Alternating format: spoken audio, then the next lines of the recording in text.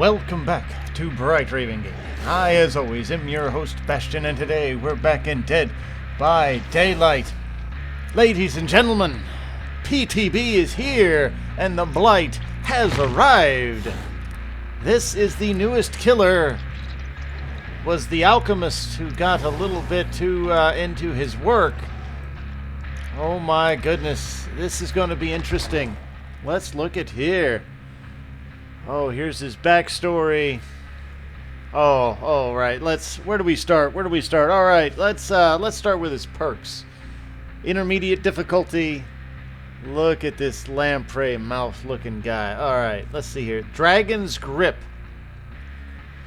After kicking a generator for the next 30 seconds, the first survivor that interacts with it will scream, revealing their location for 4 seconds and becoming afflicted with the exposed. Oh, yes. Yes.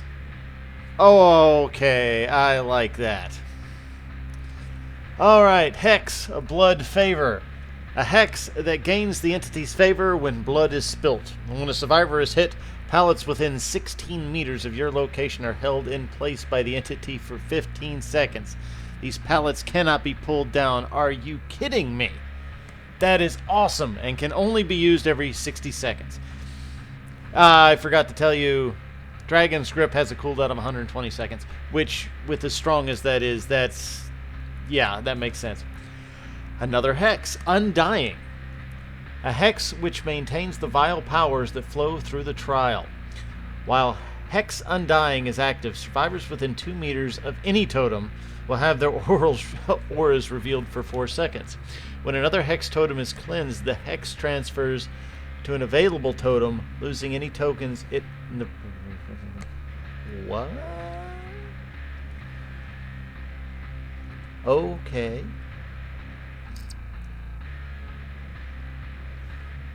Well, what token... Oh, I see what it's saying. Okay. I gotcha. That's pretty nifty, actually. So, if it's like a Hex Devour Hope, the tokens would transfer, I believe. That's actually really cool. The Hex transfer of tuna. Wow. Alright, so they're going to be having to really look for totems now. Blighted Corruption. Pustula serum courses through his veins, corrupting his mind and body, yet granting him unnatural physical abilities. Rush. Press the power button to quickly rush forward. Doing so consumes a rush token. While performing rush, the Blight cannot launch an attack. Rush into a wall or obstacle in the environment to slam onto it. If the rush fails to connect with a wall or obstacle, or if the Blight is out of rush tokens, he will enter a short fatigue state and begin to recharge the tokens. Alright. So I'm going to be hitting some walls. Lethal Rush. Following a slam, press the power button to launch a lethal rush. Doing so consumes a rush token. A lethal rush behaves the same as a rush, except that a Blight may launch an attack by pressing the attack button. Okay, following a slam. So, rush into a wall, then immediately rush and do an attack. That's going to take a little getting used to. Alright. 32 meters, 4.6 meters tall. Oh, this is a lot to go through. And I kind of want to get into the gameplay. This guy is Talbot Grimes, Scottish chemist. Unrestrained ambition took him to towering heights. Well, looks like it did more than that. Let's see if I can actually get him anything here. We can't get any of these, obviously. Oh, Thanatophobia on him already. That's going to be amazing.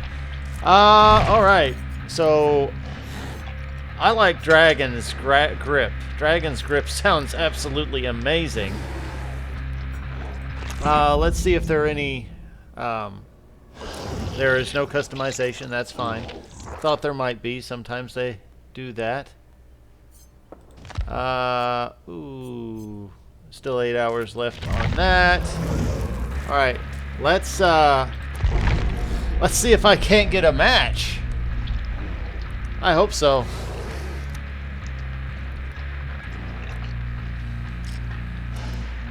Oh, I forgot something. Forgot something. I forgot to show off the new survivor. I apologize for that. And there he is, Felix Richter. Well, ain't he a fancy Dan? Let's see what he's got for perks. It's a lot of stuff here. I'm not going to go through it right now. Visionary. You are remarkably focused on your means of escape. You see generators' ores within 32 meters. Anytime a generator is complete, Visionary has a cooldown of 20 seconds.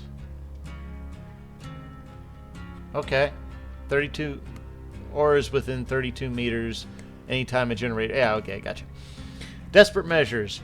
You refuse to fail, even during your darkest hour. For each injured, hooked, or dying survivor, increase the speed of your healing and unhooking actions by 10%. That's amazing.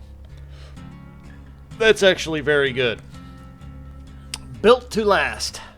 You know how to get most out of your tools. Once per trial, a depleted item will refill 30% of its charges after 10 seconds. Well... he's a fancy one, isn't he? I like his outfit. Looks pretty cool. But you guys know me. I'm a killer main. I'm a killer main. Let's get ourselves a match, shall we? Let's hope we can find one in a timely manner. I love this guy's aesthetic. His outfit is awesome. He's got himself his walking cane there. I would prefer his poor jaw have a little bit more structure to it. Oh my goodness. Oh, so what looked like fur coming off his back looked like it was his looks like it was the outfit there starting to flail out a bit. But this guy's aesthetic is absolutely amazing. Yeah, but he went from having a human normal jaw that acted properly to a lamprey-ish jaw there. Which at the moment does not look like it has any structure to it whatsoever when you do this to it. Eek.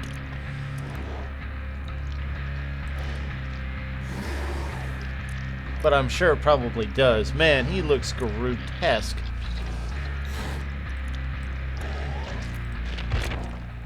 And yeah, his stuff looks... this is going to take a little bit of getting used to. Press the power button to quickly rush forward.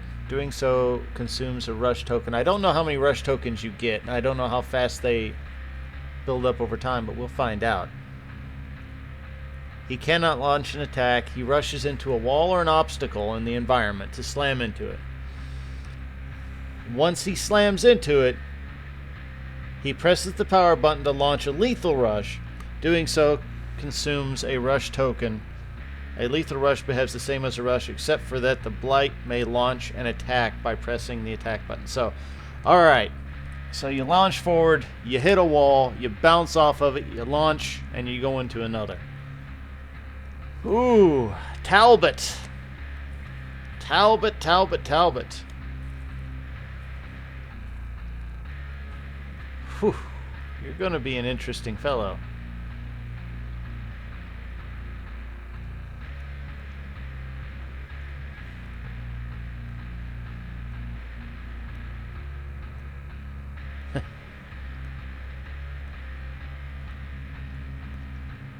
I just want to get a match. But right now everybody's wanting to look at him, so it's kind of like, yeah, that's not going to be easy.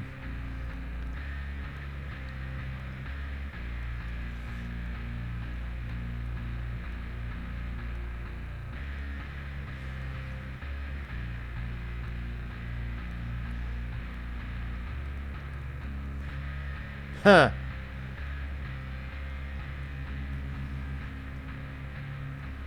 Interesting. Oh.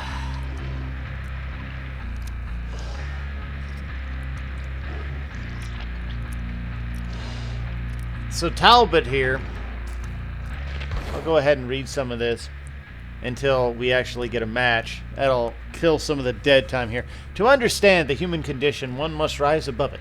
This was the credo of Talbot Grimes, a Scottish chemist whose unrestrained ambition took him to towering heights. As a boy, he was a popular child, bright, charismatic, unafraid to challenge authority. Yet, despite his social graces, he was fiercely independent, spending much of his time exploring the sprawling fields near his town, alone. What began as a childhood curiosity nearly turned deadly after experimenting with a patch of poisonous foxglove. For days he laid in bed, dripping with sweat, purging any food that touched his stomach. When he recovered, it wasn't fear that gripped him, but fascination. There was something magical in how a single flower could so drastically affect him. Into his adult years, his ambition developed as quickly as his questionable methods. He attended the London School of Medicine and excelled despite several reprimands. His willingness to push the limits secured him a position with the British East India Company, and within 7 years he was made head chemist. In time, he completed one of the greatest achievements, a chemical that could increase a worker's productivity while reducing their need to rest. He was rewarded with a secret laboratory beneath a prison camp on Dyer Island. There, off the coast of India, prisoners from the Opium War became his unwilling subjects, leading to a drug that allowed soldiers to withstand incredible amounts of pain.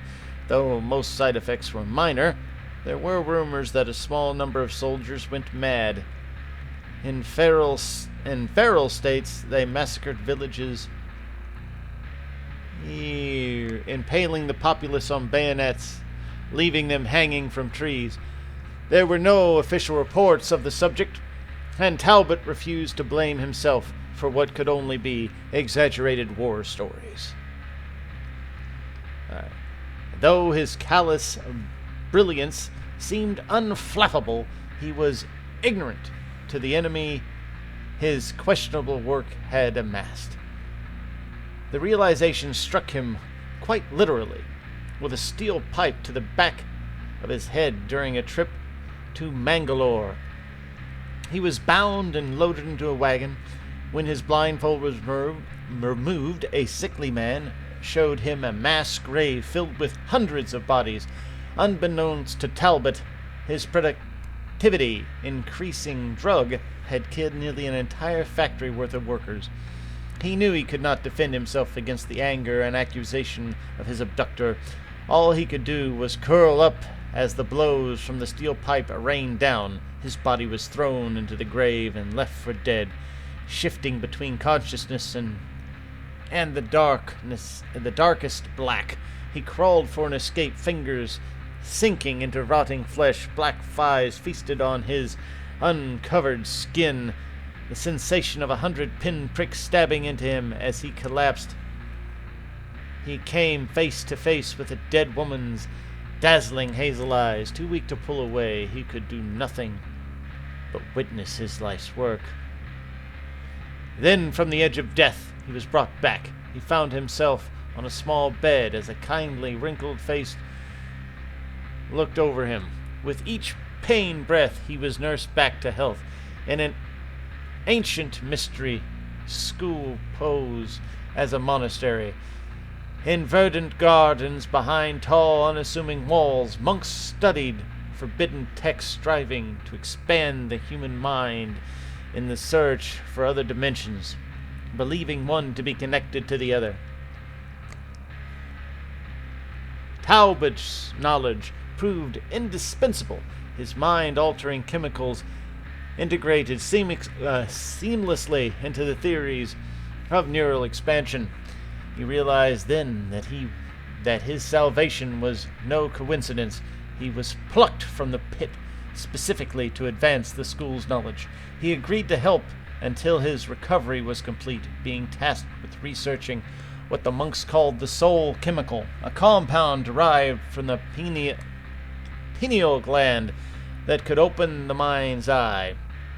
What began as a favor to his saviors soon became an obsession. Poring over the school's archives of lost text, he uncovered scientific formulas that confirmed previously unthinkable ideas. He dreamt of ushering mankind into a new period of enlightenment. Perhaps then the nightmares of the hundreds of dead factory workers and those two hazel eyes would fade from his mind.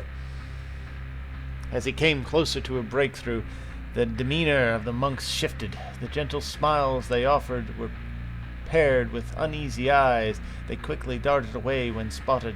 The polite conversation he was once privy to turned to hushed murmurs. The last thing he would see of the school was the cracked ceiling above his bed branching like a dendrite through plaster.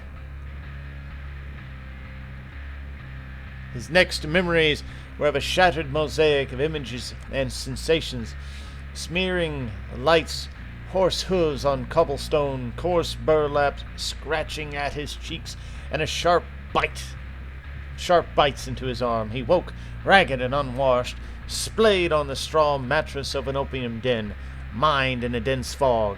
His first thought was of his notes, the only record of his groundbreaking revelations. He searched frantically, scrambling through the dingy basement, pleading aloud for help.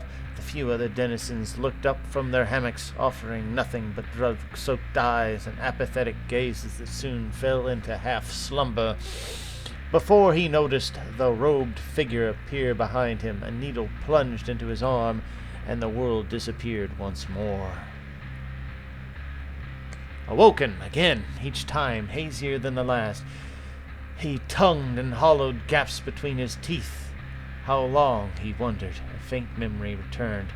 The soul chemical, his notes, the verge of a breakthrough. A far-away whisper entered his mind. He fumbled with a stone, sharpening it with shaking hands. In the dim light of the den, amongst the catatonic occupants, he carved his research from memory into the walls. He wrote for hours until his fingers bled, moving to the floor, taking in everything the voice whispered despite his inability to comprehend it. When there was nowhere left to write, he gripped the stone and carved the message into his chest. Stained with blood, he witnessed a miracle appear before him. A magnificent field of lush orange flowers. The whispered voice beckoned him, urging him to enter the field and discover worlds and dimensions beyond human comprehension. For a moment, Talbot felt the sense of wonder he possessed as a child. The denizens of the opium den awoke to silence, the dry scent of smoke still lingering in the air. Shambling out of their drug-filled, hazed fog, they found the stone floor wet with blood, tiny rivulets coursing through the cracks. As eyes adjusted to the darkened room, the jagged lettering scrawled along its length began to appear, written over and over without end. There was but one single line: "Death is only the beginning." Oh, yeah. Man, this guy is awesome looking. But I am getting a whole lot of the Bone Buster, an elegant accessory specially weighted to deliver a deceptively brutal blow. I thought he might actually just use his hands, but it looks like he's got something that he's going to thump him in the head with. The vestments from an ancient mystery school, now a relic from a time past. Wonderful. And the Blight, an alchemist whose ambition took him to precipice of madness and beyond. Yes, yes, yes. There you go, buddy. Hold on to a drink.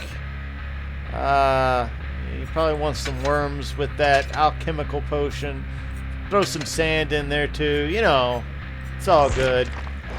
There, hey, we got a match.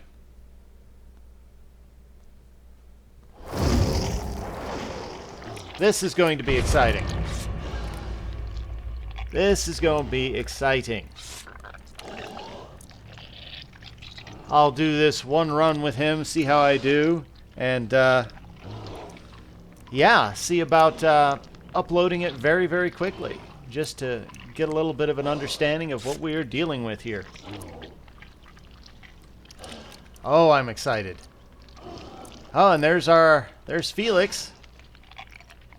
Awesome.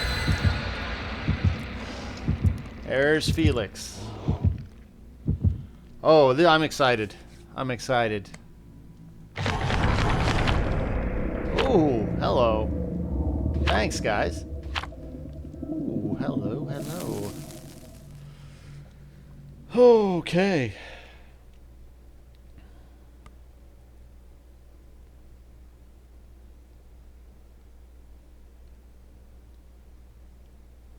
I don't really want to go hardcore or anything like that on these guys. I just kind of want to test out how the guy works. And then we'll go from there. I am super excited to try this out.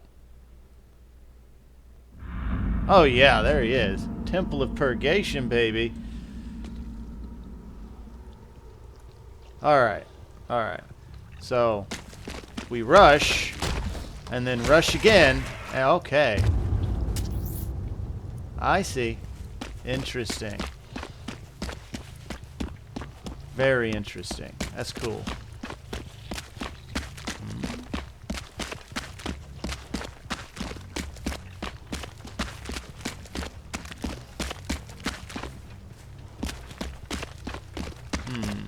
Huh? No. He swings quick.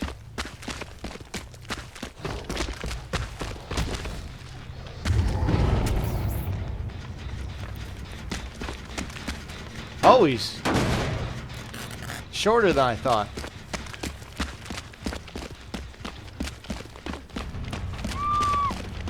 Ah. There we go. Hey, what are you... Get out of my way.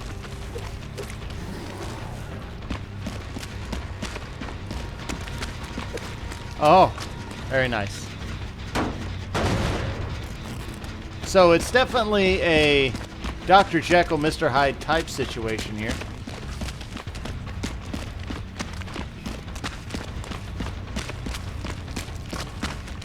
Yeah, okay, that's gonna work. Nice.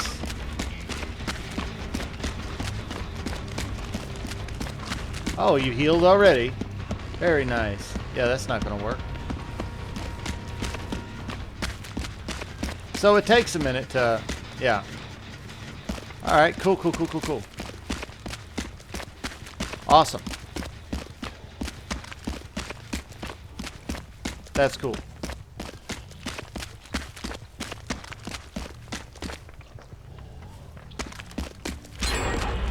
Alright.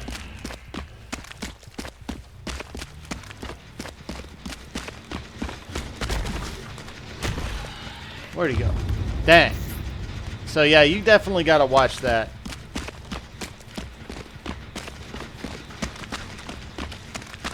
Hey, you again. Your stuff is definitely worn off by now. Really, on the test build, are you kidding me? Come on. Wow. Wow.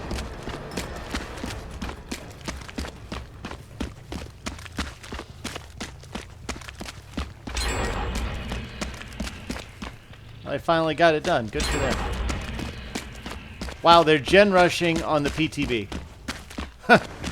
Okay.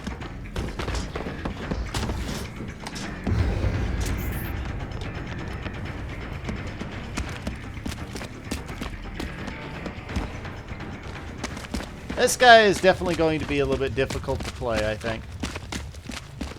But once people get used to him, I think it'll be okay.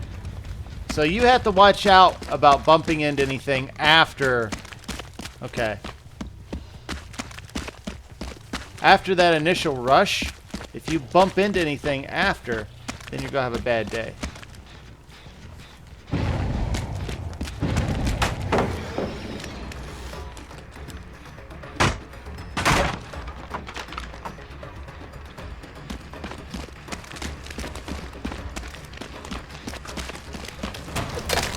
Wow. All right.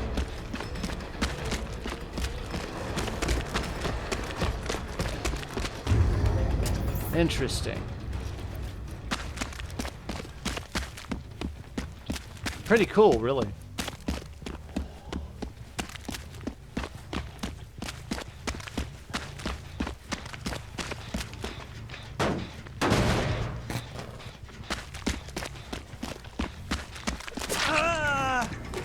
Hey, buddy.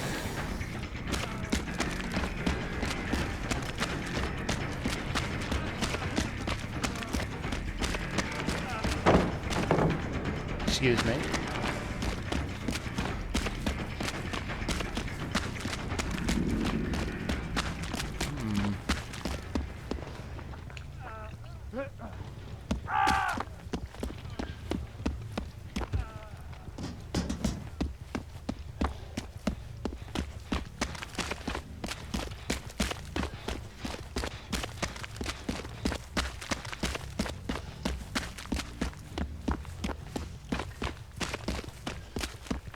Aha.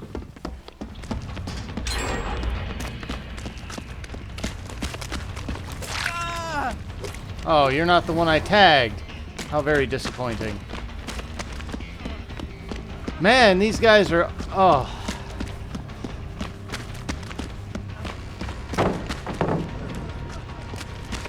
They ain't letting me test out my stuff. How rude.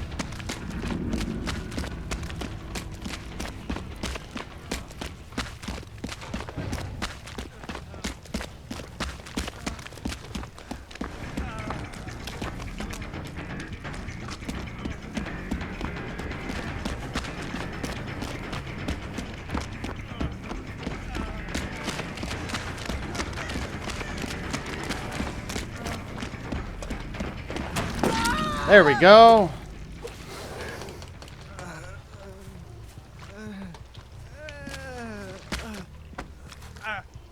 Finally got somebody down.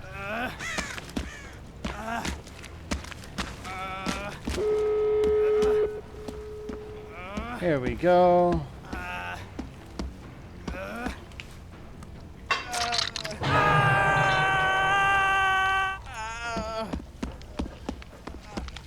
Alrighty.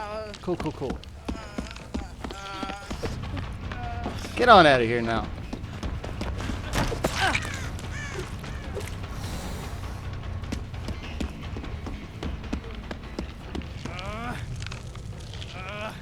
Alright.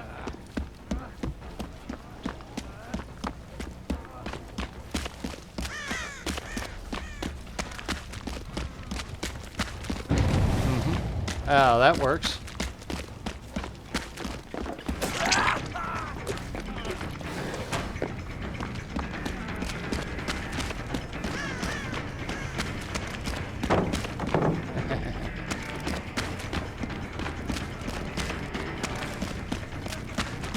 Yeah, you better run, my boy.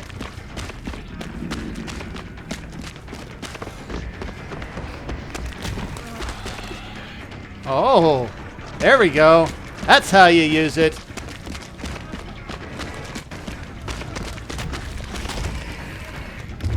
Oh, yeah. Yeah, that's going to take a little getting used to.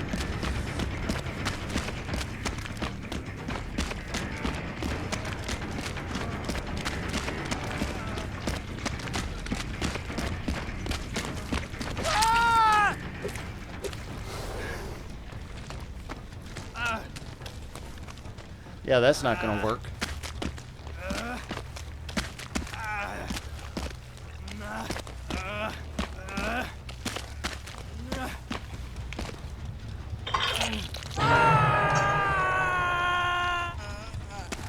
They must think they're trying to deal with a complete casual. Not a complete one.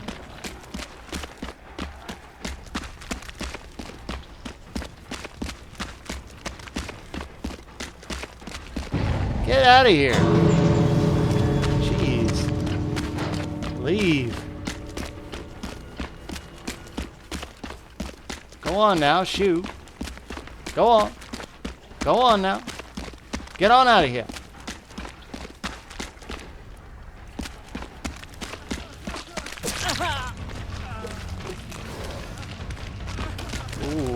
Oh yeah. Alright, shoot lucky. Go on the rest of you now. Get on out of here. Ah, get out of here. Alright. So yeah, that ability is pretty intense.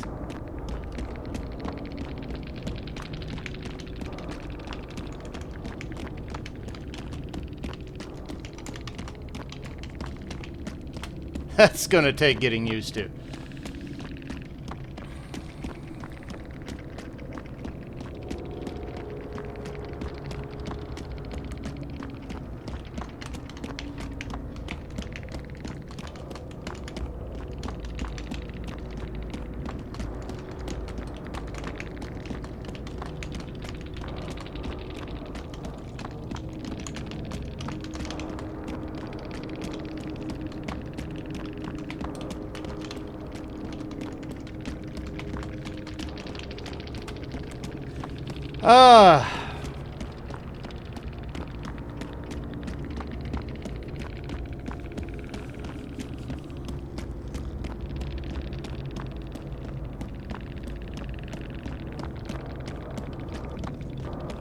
Yeah.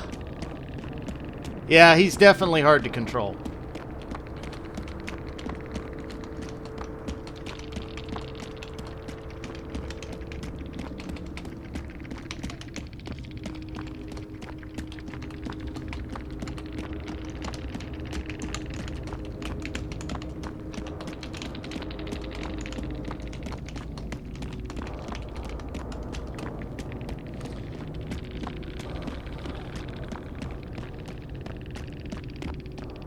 Bam.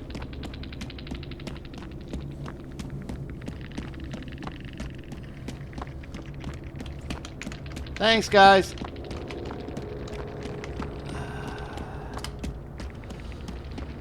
All right. Yeah. All right. Okay. Well, yeah, I mean, that's kind of what you should expect going into something like this. That was really, really rough. That was really difficult.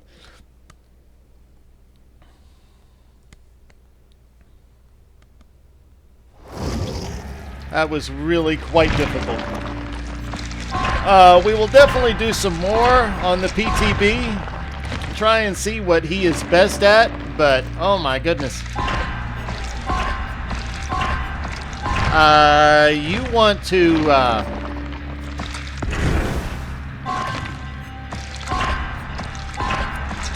definitely want to watch out on that.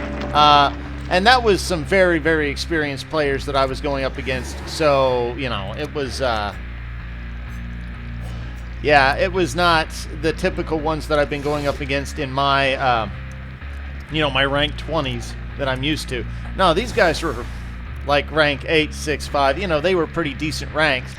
And it showed my inexperience with the killer and their superiority to it.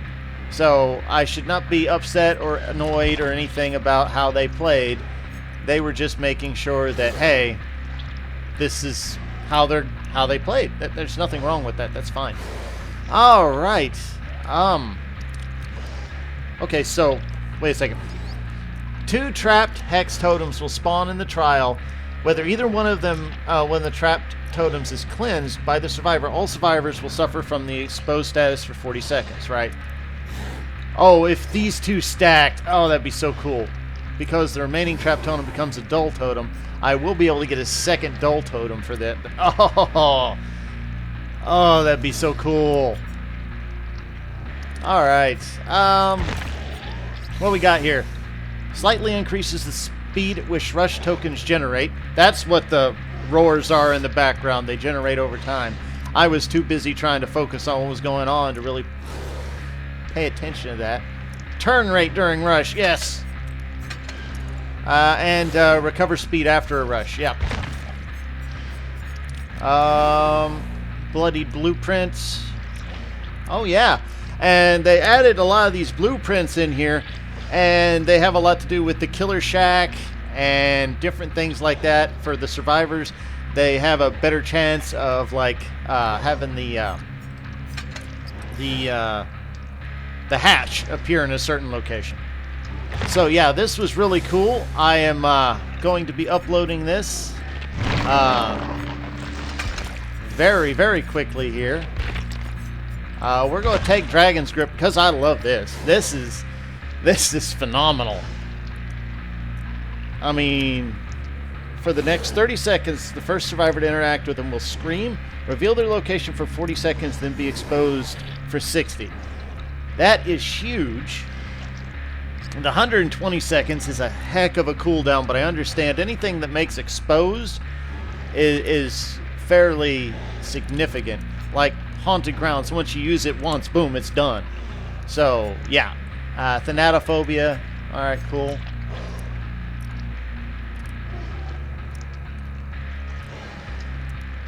Oof. Let's cleanse. That hex transferred to the available dull totem. That is so cool. So, he's got some really interesting stuff.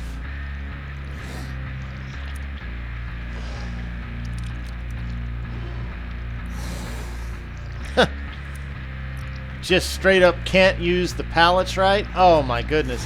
And I did get to. I did not actually get to show that to you like I would have liked, but you did get to see it has a very long cooldown. You know, it's 120 seconds. But I want to try all of these to actually see which one's the best out of these three.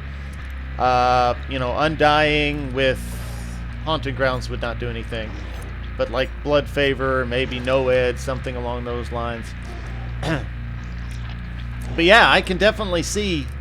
But you have to be on point and know exactly the geometry of which you're going to hit, bounce off, and do a smack. That's really what the key is going to be on this guy. Sorry, I did not play a little bit better. It did take a little while. I do want to get the visuals and everything about him out. I hope you guys can forgive me for that. But in the top left-hand screen, you will see the playlist for all my Dead by Daylight content. In the top right, you will see the previous episode. In the bottom middle, you'll see the place to subscribe to me. Until next time, I've been Bastion. This has been Bright Raven Gaming, and I wish you all a fantastic day.